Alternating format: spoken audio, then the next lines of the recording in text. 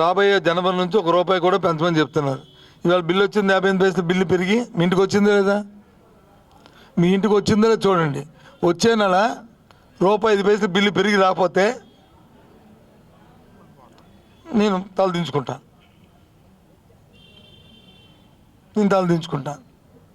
ఇమ్మనండి, GO ఇమ్మనండి, నోటి మాటలు కాగితం ఇమ్మనండి. ఈ 55 పైసలు పెంచారు కదా, దీన్ని రోల్ బ్యాక్ చేస్తామని రేపు మీరు చెప్తాను కదా, ఏబిఎన్ పేపర్ కింద ఇది. దయచేసి రేపు ఉదయం పేపర్లు వేసి ₹1 కూడా పెంచమని. ఈ నెల బిల్లు వచ్చింది, టోప్ ఛార్జ్ 55 పైసలు పెంచారు. వచ్చే నెల ₹5 పెంచుతుంది. ఆ వచ్చే నెల ₹10 పెంచుతుంది. అలా ₹20 వరకు పెంచుకెళ్తున్నారు అని చెప్తున్నాను కదా. వినియోగదారు మీద భారం పడుతుందని చెప్తున్నాను కదా.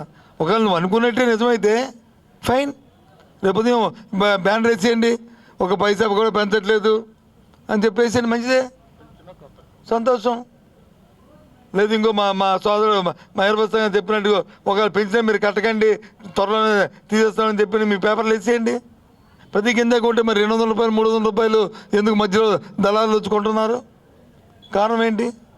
ఇవాళ ఈనాడు పేపర్ అయినా, ఈనాడు విలేకరులు ఉన్నారు ఇక్కడ, ఇవాళ పేపర్లో మెయిన్ బ్యానర్ వేసారా? ఎందుకు వేశారు? పోనీ ఏదో సాక్షి పేపర్లు వేస్తే అవునండి మీకు అనుబంధం, మీకు సంబంధం అని మాకు అంటగట్టడానికి కాదు కదా. ఎందుకోసం వేశారు?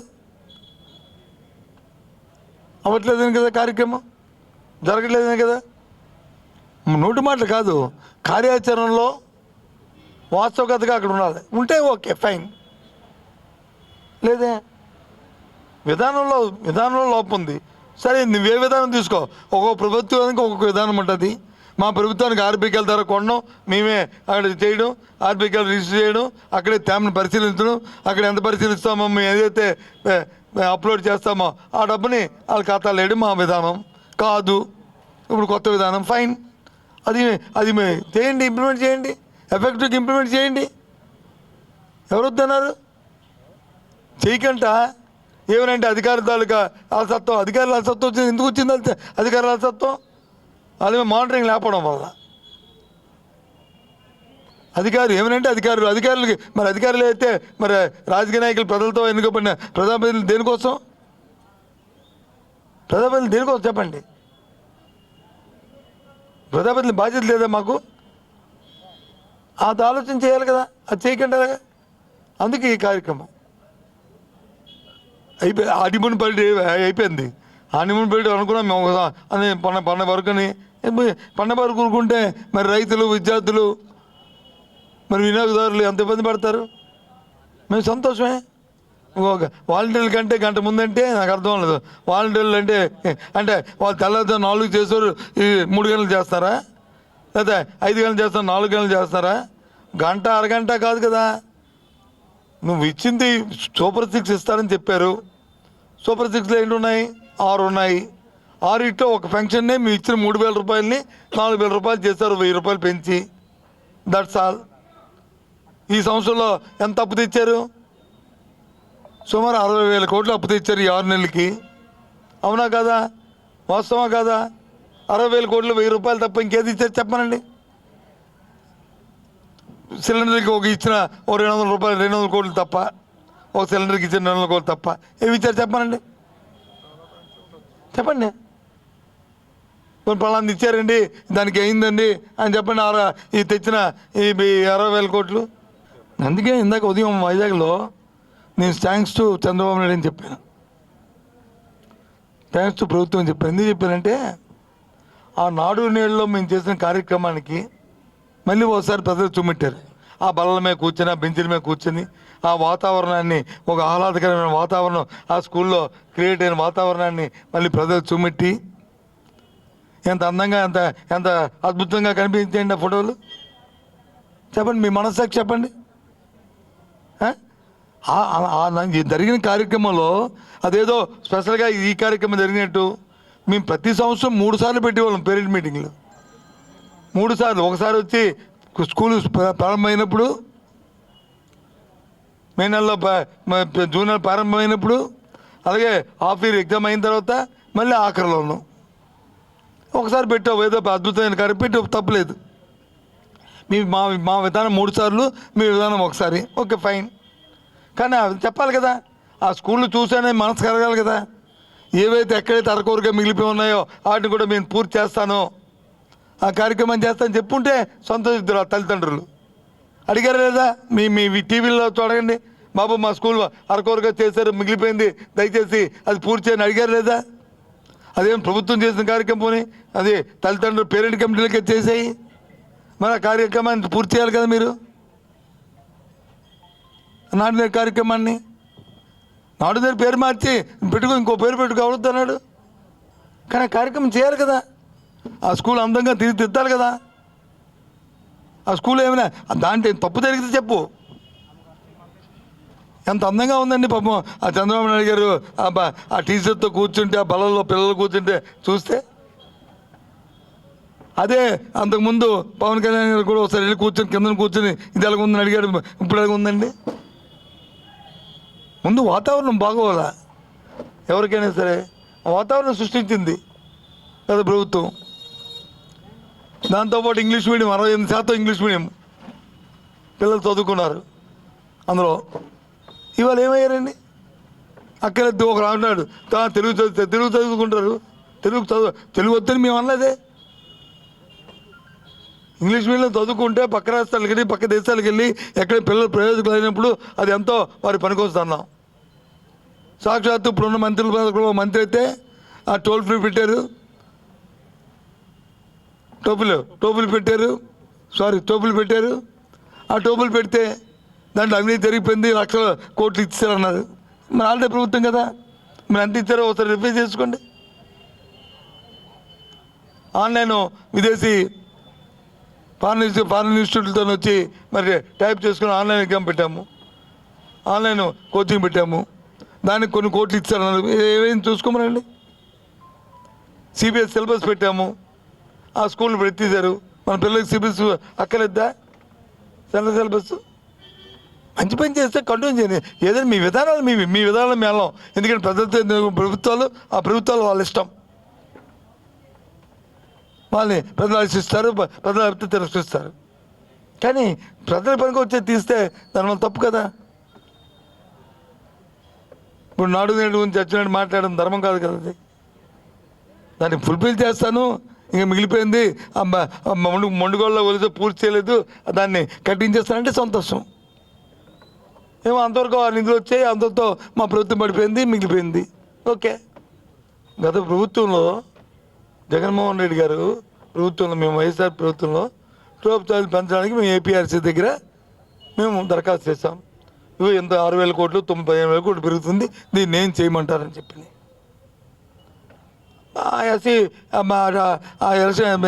రెగ్యులేటరీ కమిషన్ వచ్చి ఆర్డర్ ఇచ్చింది. ఈ 6,000 కోట్లని వినియోగదారుల నుంచి వసూలు చేయండి అని. ఈ 9,000 కోట్లని వినియోగదారుల నుంచి వసూలు చేయమని ఇచ్చింది ఫైన్. 2019 నుంచి 2014 నుంచి 19 వరకు రాష్ట్రంలో తెలుగుదేశం అధికారం ఉంది కదా. విద్యుత్ శక్తికి డిస్కామ్లకి రాష్ట్ర ప్రభుత్వం ఇచ్చింది గవర్నమెంట్ సపోర్ట్ ఎంత తెలుసండి? 15,300 కోట్లు. 15,300 కోట్లు.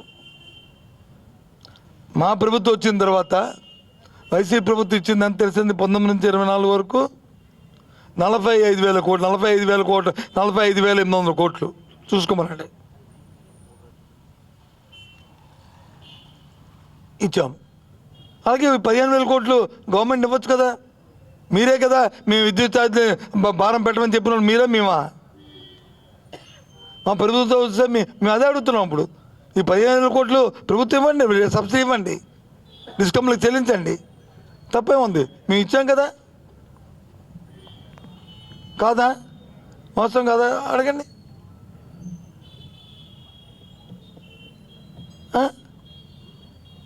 ఏదో నోడు ఉందని అంకెలు చెప్పేస్తా కదా. అంకెలు ఇవన్నీ మొన్న బడ్జెట్ అయింది కదా. బడ్జెట్లో ఇవి డిస్కామ్లకు కానీ లేకపోతే విద్యుత్ రంగానికి కానీ లేకపోతే వీటికి కానీ ఎక్కడెక్కడ ఏ సంవత్సరంలో ఎంత లాస్ వచ్చింది, ఎంత గవర్నమెంట్ సపోర్ట్ చేసింది, ఎంత రాబోయే కాలంలో ఎంత మనం ఎంత దాన్ని సపోర్ట్ చేస్తామని అంకెలు పెట్టారు కదా. నేను చెప్తుంది ప్రతి అంకి దాంట్లో తీస్తుంది. నా సొంత కవిత్వం కాదు. నేను చెప్పిన అంకెలు నా సొంత కవిత్వం కాదు. ఏదో ఒక కోటో 2 కోట్లో కరెక్షన్ అంకెల్లో తప్పు ఉంటే చివరి అంకెలు తప్పు ఉంటుంది, మొదటి అంకెలు మాత్రం తప్పు కాదు. 100లో చెప్పిన అంకెలు తప్పు రావాలి తప్ప 1000లో చెప్పిన అంకెలు మాత్రం తప్పు కాదు. 15,000 కోట్లు 45 రోజులు కరెక్ట్, ఏదో 15,380 అంత 380 కాదు 370 ఉండొచ్చు. 45,000 కోట్లు 800 800 కాకపోతే 900 ఉండొచ్చు, 600 ఉండొచ్చు. 45 మాత్రం అందులో మాత్రం తేడా లేదు. ఏంటిది?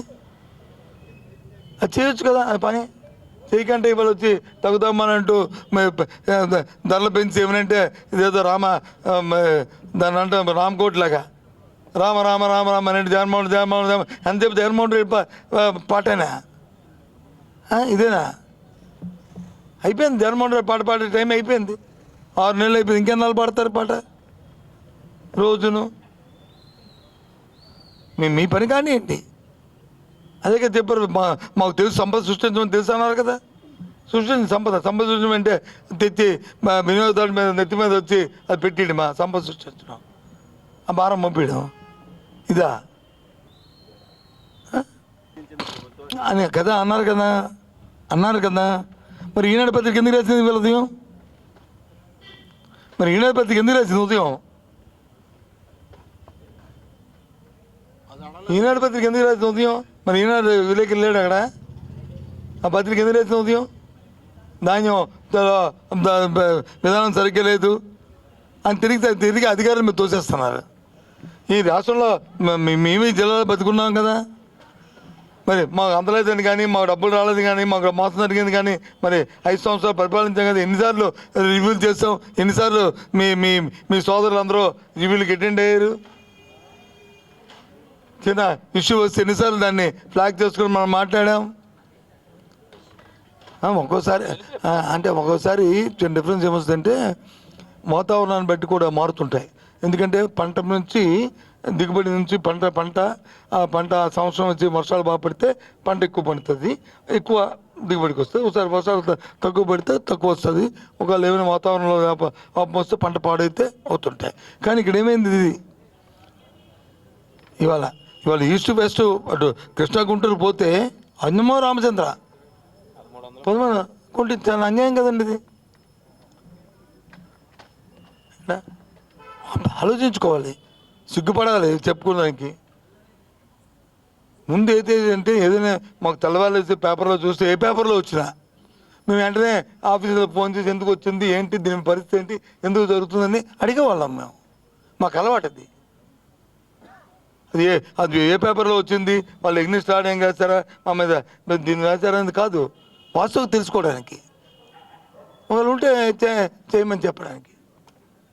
ఈ మధ్య కూడా మొన్న ఒక లెటర్ రాశాను, మళ్ళీ ఇంకో లెటర్ రాస్తాను రేపు ఉదయం. ఈ మధ్య మళ్ళీ మీ పేపర్లో ఏది ఈ భూదందాల మీద వస్తుంది. మళ్ళీ మీ సూటుగా నేను ప్రభుత్వాన్ని ఒకటే అడుగుతున్నాను. నేను రేపు లేఖ కూడా రాస్తాను, రేపు ఉదయమే అది రిలీజ్ చేస్తా. ప్రభుత్వం మీది, మాది కాదు. ఒకవేళ ఎక్కడైనా జరిగాయనుకో ఎంక్వైరీ చేసి నిజాలు చెప్పండి. ఎందుకు పేపర్లో వచ్చి వాళ్ళు వైసీపీలు అన్నారు, వెంకట వైసీపీలు అన్నారు, ఎంతకైనా వైసీపీలు ఉంటారు. ఎవడున్నాడో బయటకు తెలిసిపోద్ది. ఎందుకు న్యూసెన్స్? చేతకాని ప్రభుత్వమా? అలాగైతే రాసుకుని పర్వాలేదు, నాకు అభ్యంతరం లేదు.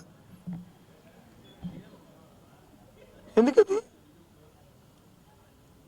మొన్న రాశాను లెటరు, ఎవరో ఆ జాయింట్ కలర్ రాస్తే వెంటనే చెప్పాను. జాయింట్ కలర్ సస్పెండ్ అప్పుడు జరిగినప్పుడు అవతల సస్పెండ్ చేసింది ఎవరు? నేను కాదు.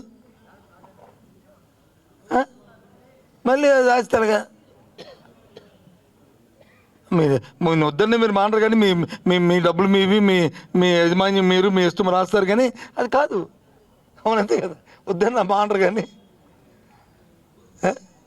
ఇంకేంటి, అంతేనా? అయిపోయి ఇంకేమన్నా జిల్లా దాంట్లో ఉన్న మంచిని తీసుకోండి. ఒక చెడు చేసిందంటే మా మీద సరే పర్వాలేదు, కానీ మంచిని కూడా మీరు తీసుకొని ప్రజల తాలూకా ఆ పేరెంట్స్ ఆ కార్యక్రమాన్ని ఆనందం చూసి ఆ కార్యక్రమాన్ని ఫుల్ఫిల్ చేయడానికి ప్రయత్నం చేయండి. నా రిక్వెస్ట్ అది.